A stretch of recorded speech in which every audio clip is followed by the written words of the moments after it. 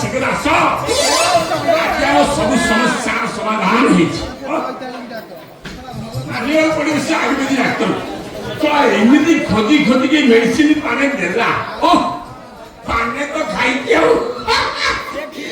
पाने खाई मो देहरे घोड़ा न आज घोड़ा बड़ा पाई माने किसी रखी घास तो घास ता मूल माटी गई सेमती माटी खाई खाई माटी हे जीवो गोड़ को गोड़ छंद पड़िलानी पहिला कोन घास सड़ी तो मूल माटी खाई देबी अनिल हमर सब को जरा विश्वास अविश्वास कर देना अनिल ए कटली ओ पागल देख कोन भागर खाई जाई कोन मेडिसिन आउ पानी खाइबी पाइबे रे ए की मेडिसिन ले की मेडिसिन अबे ठीक है सुनो काई भौरा अरे सब कथा कोन पांच लोक रे कहि हो आसले मेडिसिन ने लाजुपुरा मेडिसिन अनिल ए जो मेडिसिन आज काई की गुटे हे हो जगलो तमे मते ए औषध देखौछ या ठारो जत्ते पावर वाला औषध खाइले भी किछि लाग नै अरे एटा मात्र 5 मिनिट औषध तापरे कथा रे अछि छतु फुटा काठ बुडा दिने खट इना लाभ कोन ए अनिल तमर सब कटा छोटा मजा मोटे छक्का मजा छाड़ो घर भीतर जाओ पानी गिलास आना आउ पाने खाए आउ पाने खाई सारे तापर मो काबर देखिबो जहां करबे थी जुबा करे काहा मु करबी बुढ़ा करे ए तमे मेडिसिन बिषय किछि जानि छ ना खाली खाउछ ए एगुडा जानछ ना ये मेडिसिन बिषय किछि जानि छ और नहीं ए मेडिसिन ओवरडोज नेले एका थर हार्ट चोक होई जीवो आम गाँ रे गुटे बुढ़ा मेडिसिन खाई गुटे माइकी ने को मारी बसिला जे एका थर के लला तमरे जदी मरिबार अछि जाउछ पानी नै एसे खाई के एका थर मो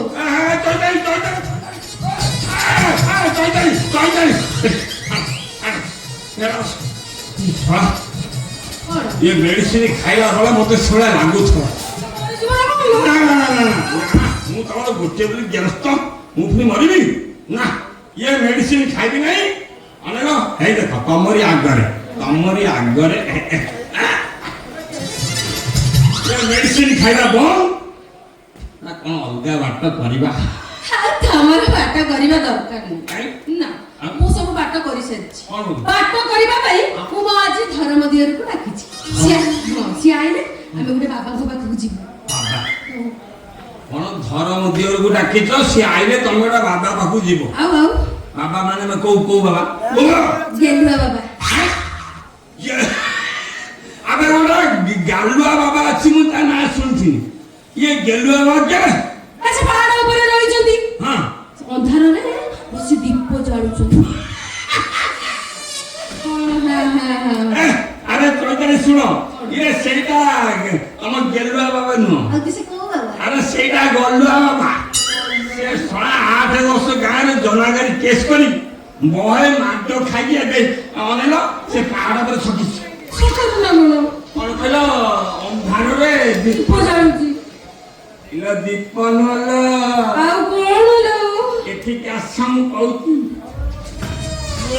दीप न जे थोड़ा अंधार रे अनेलो हे ये कोन टॉर्च से सड़ा गलुआर टॉर्च तुम देखिन से सड़ा 10 इंचा टॉर्च रखी से टॉर्च तो नुह जान अल्ट्रासाउंड माने लाइट एमती बागरे पकाउछ इरे बताज पदा भीतर पूरा परिष्कार ये से बाबा पाखु जो स्त्री लोक माने जाउछंती ये संज होला घरे रहउना खाली कहउछ हम बाबा पाखु गलु ए मन रख से बाबा रे गोटा बड़ गलुआ बस से खाली बांझ नारी की टार्गेट करू बांझ नारी ऊपर तार बेसी नजर तम पाखरे एमती रहिबा अपेक्षा बांझ होई की बुलिबा ढेर बड़ बड़ मु सेटे की जिबी हला एते कथा कोन ए मु तम हाथ जोड़ी कइतरी मु हाथ जोड़ी से बाबा पाखु जाओ ना ओजो ये सारा उलग्न करके ठिया ठिया टच पकेबो उलग्न करिवो पाउजो के बाउजो ये कोन जागा सोई की उठ जाई छी ना कोन घर में दिया रहलो ए जागा ନମସ୍ତେ ହଁ? ଭାଉଜ ହଁ? ରେଡି ହେଇ ସିଝି ଯାଇଛ କାହିଁ ମ୍ୟାଡ଼ାମ ପୁରା ସହିତ କରୁଛ ଆଉ ଶୁଣ ଆଜି ବାବା ରାଗିଲେଣି କଣ? ବାବା ବହୁତ ଟେନସନରେ ଅଛନ୍ତି ତୁମେ ଆସ। ନା, ନା, ଟିକେ, ଆପଣ ଭଦ୍ରଲୋକଟି ନା ନା ଆପଣ ପୂର୍ବରୁ ଆସିଥିଲେ ଆମ ଘରକୁ ସେତେବେଳେ ମତେ କହୁଥିଲେ ମଉସା ତାକୁ କହୁଥିଲେ ଦିଦି ଦିଦି ଆଉ ଏବେ କଣ ମୁଁ ଭାଇ ସେ ଭାଇର ସମ୍ପର୍କ ଟିକେ ଗହିରିଆ ହେଇଗଲା ସମ୍ପର୍କ ଟିକେ ଗହିରିଆ ହେଇଗଲା ମତେ ଡାକିବୁ ମଉସା ତାକୁ ଡାକିବୁ ଦିଦି ଏବେ କହୁଛୁ ମତେ ଭାଇ ନା ତାକୁ ଭାଉଜ ମୋ ସ୍ତ୍ରୀ କି ନେଇ କୁଆଡେ ଭାଇ କଣ ତମେ ଜାଣିନ ମୋ ସ୍ତ୍ରୀ କୁଆଡେ ଯିବନି হে ভগবান হে আল্লাহ হে যিশু জানিন কালি রাতে ভাউজଙ୍କର বহি বহি পুরা শুকি গলানি তুমি কোন কিছু দেখি পারলো না জানি পারলো এটি পুଣି বহিলা দেখো পুଣି বহিলা ମୋ ସ୍ତ୍ରୀର ବହୁତ ମୁଁ ଜାଣିପାରୁନି ତୁ ଜାଣିଛୁ ହେଇ ବା ଚୈତନ୍ୟ এই বহিলা বহিলা বহিলা ତମ ଭାଇଙ୍କର ସିନା ଗଲୁ ପ୍ରବଳ ହଁ। ହେଲେ ଶରୀର ପୁରା ଦୁର୍ବଳ କାଲି ରାତିରେ ଏତେ ଜୋରରେ ରାଗ ଲାଗିଲା ଯେ ସିନ୍ଦୁର ପରୋଇ ଧୁତିନି ଖାଇକି ମରିବ হে ভগবান হে আল্লাহ হে যিশু ଆବେ ତୁ ବେଶୀ ପାଠ ଟିକେ ସେମିତି କହନା ଆବେ ଆଜିକାଲି ବଜାରରେ ଯୋଉ ସିନ୍ଦୁର ମିଳୁଛି ଏ ସେଥିରେ ପୁରା 99% ରହୁଛି ଚାଉଳ ଗୁଣ୍ଡ 1% ରଙ୍ଗ ଏ ସେଥିରୁ 10-12 କିଲୋ ଯଦି ବି ଖାଇବ କିଛି କିଛି ହବ ଏଇ ବା ଚୈତନ୍ୟ ହଁ। ତମ ଭାଇଙ୍କର ଢିଆସ କଥାରୁ କଣ ମିଳିବ କହିଲ ଏକା ଥର କି ଆମେ ପଳେଇବା ଚାଲ କଇତାଳି ଇଏ ତମେ ପଳେଇବୁ ଖାଇବୁ କଣ ବାଳ ବାଳ ତମେ ପଳେଇବୁ ବାଳ ଖାଇବୁ ଆମ ପଡିଶାଙ୍କର ବାଳକୃଷ୍ଣ ବାବୁ ତାଙ୍କ ଘରେ ଯୋଉ ଚାକର ଅଛି ମୁଁ ତାକୁ କହିଦେଇଛି ସେ ତମ ପାଇଁ ଭଲସେ ରୋଷେଇ କରିଦବ ବସିକି ଗେମ୍ ଖେଳିବ ଆଉ ହଁ ଯଦି ତମକୁ ଡର ଲାଗିଲା କଣ ତମେ ତାକୁ କୁଣ୍ଡେଇକି ଶୋଇ ପଡିବ ମୁଁ ଯଦି ସେ ମାଇଚିଆ ପାଖରେ ଶୋଇବେନି ସେ ସାରା ମାଇଚିଆର ସାରା ଦୋଷ କଣ ଜାଣିଛୁ ନା ଏ ସାରା ରାତିରେ ମାନେ କଣା ରେ ବାପାରେ ସେ ରାତି ହବ ମାନେ ଏ ସାରା ଓଥରାର ମୁଁ ଖାଲି କୁଣ୍ଡେଇବ ମୁଁ ତାପରେ ଶୋଇବି ଭାଇନା ତମେ ଜମା ବୁଝା ହୁଅ ନା ଏ ତମ ଘରର ଏ ସମସ୍ୟା ପାଇଁ ଭାଉଜକୁ ନେଇକି ଯାଉଛି ସେ ବାବାଙ୍କ ପାଖକୁ ସେ ବାବାଙ୍କ ପାଖରୁ ଆସିଲେ ତମ ଘର ସମସ୍ୟା ପୁରା ଦୂର ହେଇଯିବ ମୋ ଘର ସମସ୍ୟା ଦୂର ହେଇଯିବ ଏଇ ଯାହା କରୁଛ କର ସେ ବାବା ଫବା କର ମୋର ବିଶ୍ୱାସ ନାହିଁ ଆଉ କଣ ବାହାର ଟୁକା ଘରେ ପୁରେଇଲେ ତମକୁ ଭଲ ଲାଗିବ କଣ ଚାପ ବାହାର ଟଙ୍କା ହେଇଗଲି ବାହାର ଟଙ୍କା ମୁଁ ପୁରେଇବି ଆଉ ନୁହେଁ ତ କଣ ଆଉ ଯୋଉଠି ସ୍ୱାମୀଟା ଅଣପୁରୁଷା ହବ ସେଇଠି ପୁଣି ସ୍ତ୍ରୀ ମତ ବିସ୍ତାର କରିବା ଦରକାର ନା ନାଇଁ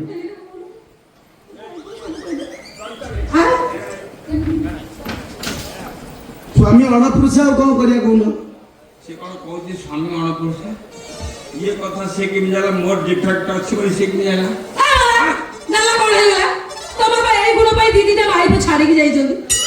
କଣ ହଉଛି କଣ ଚାଲ ଯିବେ ତାର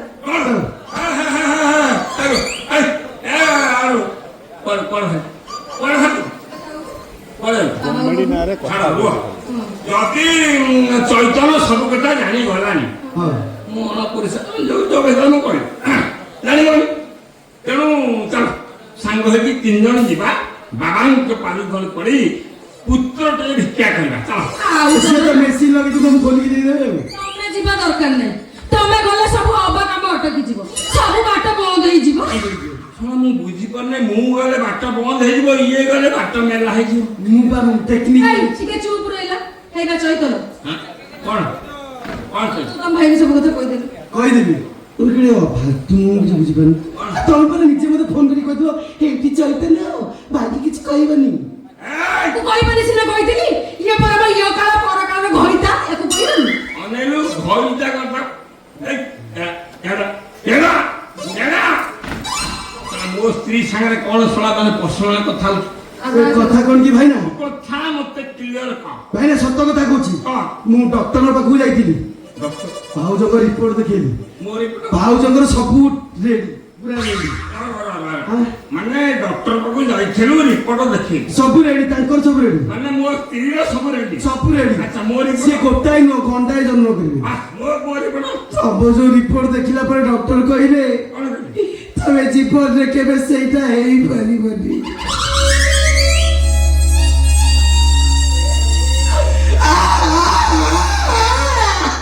ଏତେ ଜୋର କାନ୍ଦ ନେବା ମିଛେ ସେଇଥିପାଇଁ ମୁଁ ଆଜି ମୋ ଭାଉଜକୁ ନେଇକି ମୋ ଗେଲି ଭାଉଜକୁ ନେଇକି ବାବାଙ୍କ ପାଖକୁ ଯାଉଛି। ଆଉ ସିଏ ଆସିଲା ମାନେ ତମ ଏ ଘର ସାରା ଖାଲି ପିଲାକୁ ରୁଣ୍ଡିବେ। ସରିତାରେ ଡାକ୍ତର କହିଲେ କି ତାର ଡିଫେକ୍ଟ ନାହିଁ, ସବୁ ଡିଫେକ୍ଟ ମୋର। ତମଠୁ ଅଧିକ ଦୁଃଖ ମତେ ଲାଗୁଛି। ମୋ ଡିଫେକ୍ଟ ପାଇଁ ମୋ ସ୍ତ୍ରୀ ମା ହେଇପାରୁନି। ଏଇଭଳିଆ ଦି ଜଣ ଯାଇକି କାନ୍ଦିବ, ମତେ ଏବେ ବାହା କରେଇବେ ଚାଲୁନ। ମୁଁ ଗୋଟେ କଥା ବୁଝିପାରୁନି, ବୁଝିପାରୁନି ଚୈତନ୍ୟ, ତୋର ସିନା ମୋ ବଂଶ ରକ୍ଷା କରିବାକୁ ବହୁତ ଚିନ୍ତା, କିନ୍ତୁ ମୁଁ ଗୋଟେ କଥା ବୁଝିପାରୁନି, ମୋ ବିନା ମୋ ସ୍ତ୍ରୀ ମା ହବ କେମିତି? ହେ ଭଗବାନ, ଏ ଆଲ୍ଲା, ଏ ଯୀଶୁ। ବାପାଙ୍କର ପ୍ରବଳ ମହିମା। ସେ ଖାଲି ଥରେ ପାଟିରେ ଚରୁ ପକେଇବେ, ଭାଉଜ ମା ହବାଟା ଫାଇନାଲ। ନା ମତେ ସତ ହଁ, ସେ ବାବା ଚରୁ ମୋ ସ୍ତ୍ରୀ ମୁହଁରେ ପକେଇବ ନା ଆଉ କୋଉଠି? ସେ ଯୋଉଠି ପକେଇ କଥା ପକାନ୍ତୁ, ମୁଁ ମା ହେଲେ ଗଲା। ତମର ଏତେ କଥା ବୁଝ, ଚଳିତ ଚାଲୁ ତ।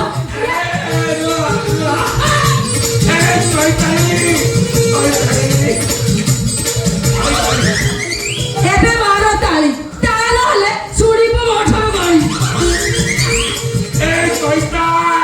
ଏଇଠି ଭାଇନା, ଯଦି ତମ ସ୍ତ୍ରୀ ରାଜି ହେବେ ମୁଁ ହେବି ତାଙ୍କର କଣ ହୋଇତା? ସିଏ ହବ ମୋ ସ୍ତ୍ରୀ ଘଇତା, ମୁଁ କିଏ? ଧର ନାହିଁ।